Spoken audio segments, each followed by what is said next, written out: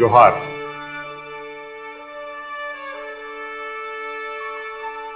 आप सभी को 74वें स्वाधीनता दिवस के पूर्व संध्या पर आगामी स्वतंत्रता दिवस की शुभकामनाएं और बधाई।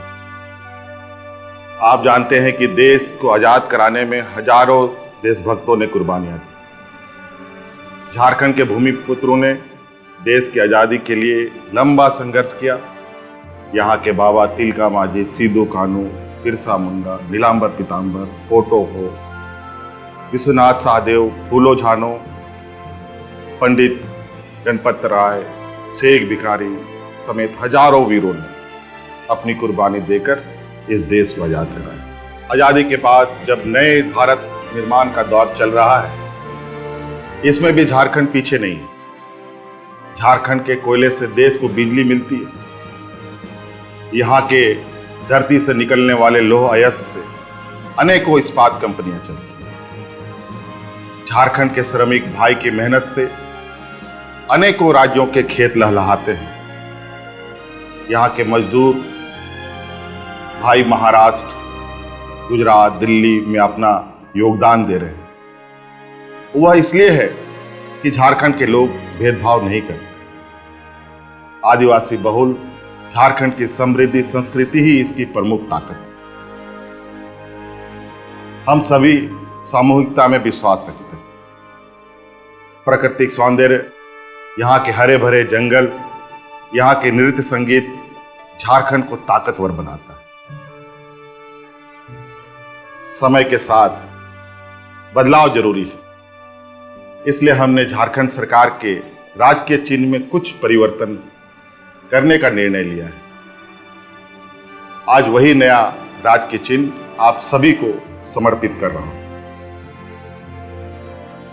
झारखंड की संस्कृति, यहाँ की जीवन शैली, यहाँ के पर्यावरण, यहाँ की ताकत को, यहाँ की खूबसूरती को यहाँ के नए राजकीय चिन्ह में किसी न किसी रूप में दिखाने का प्रयास हमने किया है।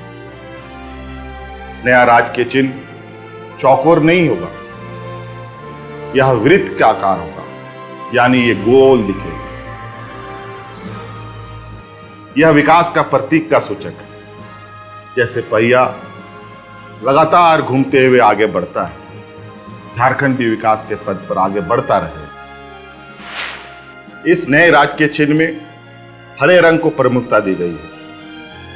हरा रंग प्रकृति का सूचक है, झारखंड की हरियाली का प्रतीक है। झारखंड वनों का प्रदेश है, पेड़ पौधों से भरा है ये राज्य। हरा रंग खुशहाली और समृद्धि का प्रतीक है, बेहतर पर्यावरण का प्रतीक है।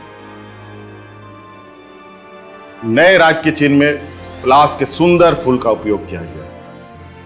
पलाश झारखंड का राजकीय फूल भी है। लाल रंग आग और क्रांति का प्रतीक है। वह यह बतलाता है कि झारखंड के लोगों में संघर्ष करने की अद्भुत क्षमता है। पलाश के फूल के नीचे का हिस्सा थोड़ा काला होता है, जो झारखंड की धरती के नीचे छिपे बहुमूल्य खनिज का सूचक है। इस नए राजकीय चिन्ह में हाथियों को दिखाया गया है।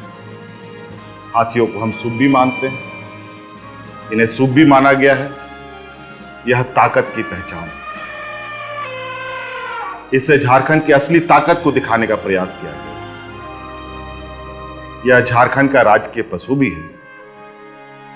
अपार ताकत होने के बावजूद हाथी अनुशासित होता है और तब तक किसी को नुकसान नहीं पहुंचाता जब तक उसके साथ कोई छेड़छाड़ नहीं हो। झारखंड के लोग भी अनुशासित हैं, दूसरे को नुकसान नहीं पहुंचाने वाले। लेकिन जब उनके साथ अन्याय होता है, अन्याय किया जाता है, तो संघर्ष करने से भी नहीं चूकते। इस राजकीय चिन्ह में झारखंड के श्रमिकों को, किसानों को, यहाँ के नृत्य शैली को, सामूहिक नृत्य को दिखाया गया है। यह पूरे तौर पर झारखंड की संस्कृति से जुड़ा है। सामूहिकता झारखंड की ताकत है। लय और ताल में यहाँ की लोग नृत्य करते हैं तो जंगल के पशु पक्षी भी झूमने लगते। नृत्य संगीत तो झारखंड के कण कण में समाया है। यह खुशी का प्रतीक है। उसी प्रकार यहाँ के श्रम शक्ति की खूबी को दिखाने का प्रयास किया।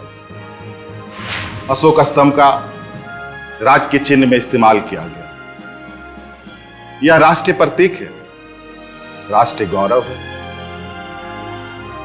यह बताता है कि देश के विकास में झारखंड हर समय कदम से कदम मिलाकर चलने वाला राज्य है। यह प्रतीक चिन्ह हमारे संस्कृति को रेखांकित करता है, हमारी अस्मिता का द्योतक है, हमारी चेतना का प्रतीक है। राज्य के प्राकृतिक परिवेश एवं यहाँ के लोगों के जीवन दर्शन को अपने में समेटे हुए ये हमारी पहचान है।